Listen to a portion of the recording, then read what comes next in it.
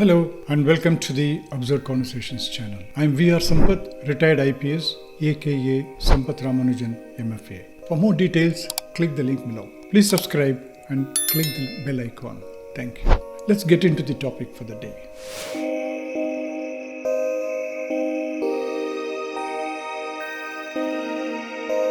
This is part 4 of the Brahmin narrative. In my previous parts, I had said TAMBRAS is useless. Many of you have asked me why so. Here are some of the reasons. The intention, it appears, at the outset of such conferences is to demonstrate your strength as a community and how indispensable you are to the society. Well, in that case, you come across as some group, boastful, making false claims contrary to your intentions. In the recent edition of their so-called conferences and whatever the luminaries spoke nonsense, all of them showered praise on the community as brilliant.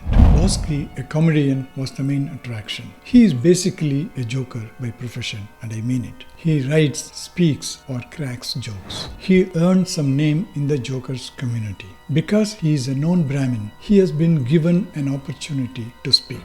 All that he does is to joke and display humor, which will arguably promote his occupation. He wants Brahmins to have sense of humor and become comedians or jokers themselves. Secondly, as every other speaker, he heaped praise on the Brahmin community as brilliant brains. At best, it was awkward and embarrassing to call yourselves brilliant and brainy. Another joker was one Kalyanaraman. He was joking how a non-Brahmin boy approached him and asked him what he should do to become a Brahmin as he wants to wash off his sins. His reply, as told by himself, was, "Never. Stay where you are. That's better. You can do whatever you want. Drink, dance, have more wives and keeps and enjoy life. If he becomes a Brahmin, he cannot do all these. There are restrictions as Brahmins." Well, what kind of a reply is this? Is he mocking at the non-Brahmins, or is he feeling sorry for himself for not enjoying life? It didn't make sense either way. However, he had to apologize later, I am told.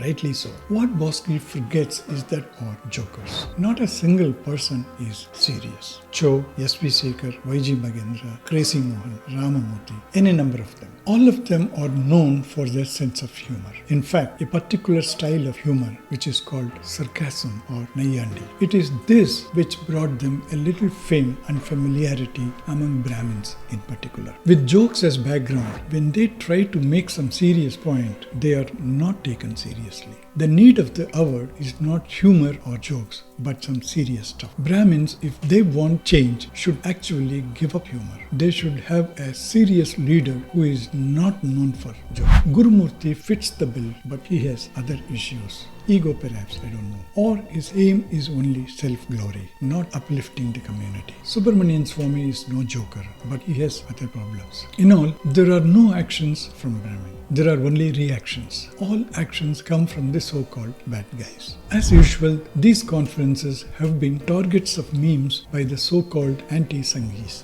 They have torn into these absurdities. But what attracted me was one comment underneath one meme by someone. He wanted to know why so much importance is being given to a community which plays next to zero role in their day-to-day life, commerce, economy, etc. How true? How many Brahmins will pay attention to such constructive criticism? I'm sure they will sweep such comments away, treating it as another derogatory remark by a Brahmin hater. That's the problem with Brahmins. They have been wailing with a victim mentality for a long time now, that the whole of non-Brahmin community are their enemies and they deny Brahmins their rightful place in the society. I don't agree because you don't even know what's that. Now let's come to the theory that Brahmins are brilliant.